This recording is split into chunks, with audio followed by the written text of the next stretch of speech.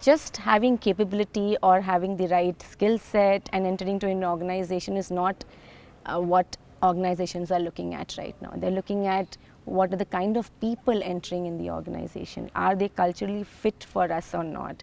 We go into so many planning of our career and we want to do the right thing, and there's so much of pressure all around us from friends, family, relatives, that whether you're taking up the correct stream, whether you're entering the correct job, etc. I would say just believe in yourself, in whatever you are doing, and it's okay to be wrong also.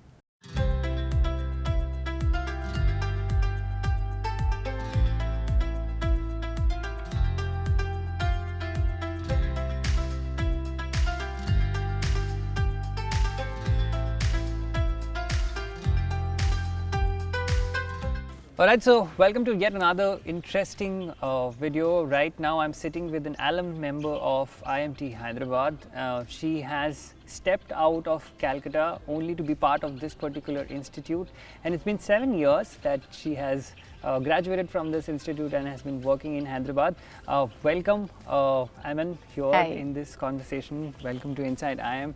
Looking at this place, what comes to your mind first when you first walked in through that door? 7 years back, you were a part of this place as a student. How was that like? When I walked inside today, I think it just felt like, oh, it's just the same. I'm going back again to college. That's the same feeling. But of course, lots of memories associated with this place. Been here 2 years, residential course. So you learn a lot of things beyond what you learn in your lectures or in your classrooms, right? The relations that you build across, even with your teachers, your faculty members, it's been great. What were your interest areas? Why did you think that an MBA would be the right choice for you to step out that the comfort that you were having in your home city that you have grown up in to expand your horizon? I think I always wanted to do things differently because I was expected to do science when I took up commerce. I was expected to do CA when I took up MBA, and I was also expected to take up finance or marketing in MBA when I took up HR. So I think I always thought or believed in what I wanted to do rather than what everybody perceived that this is the correct thing to do. Right. So those were the thoughts which were going on when I picked up MBA as a career. Let's talk about your decision of choosing IMT Hyderabad. You were sure that you wanted to do an MBA, but there are a plethora of B school options that you get. What made you come to this place and stick around? Again, one is of course I had to step out of Kolkata. Second, IMT has been a reputed banner. So all those things combined together, I thought this would be a good place to explore my career. I was not very much into going to the mainstream colleges or not trying to explore elsewhere. As long as I felt that this college could provide or cater to whatever I wanted to do or explore with my career, that would be fine. So tell me a little bit about the first placement that you have had from here. You worked with TCS. Yes. How did that come into being? How did that materialize for you? Did you actually want to be part of an organization like TCS? And what were your expectations as somebody who is a fresher who has completed their course? What sort of a sector or a industry did you want to be part of?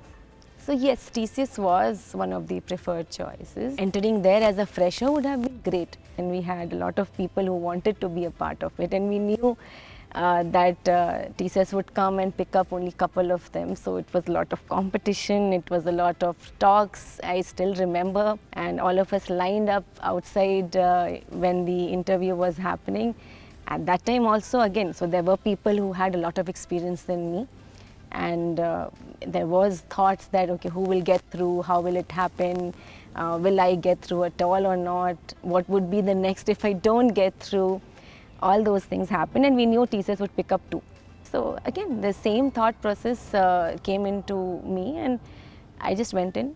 I believed in whatever I wanted to do, and that is what I think flowed in the interview as well. So if somebody is in the crossroads right now, like a student who is going through their masters, right? They're doing their MBA. How do they know that they are the right fit for an industry like in HR? What should be the criteria they should think about, especially in the times that we are living in right now? For HR, I would not say there's a criteria, right? You have to have those specific interpersonal skills and also the keenness to understand, know people, and have those kind of people into the organization, right? So it's not something which can be quantified or measured, this particular field, and even the impact that it brings to the organization cannot be quantified really, right? Such functions are usually considered as cost centers.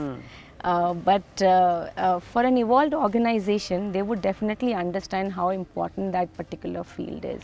It defines the entire work culture. It defines the culture fit for the organization and the employees, which is very important nowadays. And I would say that just having capability or having the right skill set and entering into an organization is not what organizations are looking at right now. They're looking at what are the kind of people entering in the organization. Are they culturally fit for us or not? It has to be something which is coming from within. It cannot be something which can be explained really, because it's always a subject which cannot be, I would again say, quantified. What was the motivator? Why did you spend 3 plus years at TCS, the budding years that you were there, part of a corporate that was going to define the life that you are going to lead later on? What made you stick there? Two things. One is thrive for learning. So as long as that thirst is there, you keep going on to a particular place. And secondly, for me, work culture matters a lot. So wherever I am working, because I'm spending around 8 to 10 hours, maybe more than that over there, the kind of people I'm interacting with, are they also helping me to grow? Those aspects were great at TCS, of course. Let's talk about your Merilytics stint now, where you currently are working. Why did you choose to be part of an organization which is probably not at scale as the TCS? Merilytics happened at the time of my career when I wanted to explore, right? And it was not that I was wanting to explore outside TCS. I was open to explore within TCS, outside TCS, both. And it so happened that the role that came forward was quite challenging, wherein I had to build up the employee relations function at Merilytics, and where I felt that I had an opportunity to apply what I have learned at TCS. And that's how I found it very exciting and I wanted to switch. Right. There's a lot that has been spoken about, the workspace practices that are happening right now.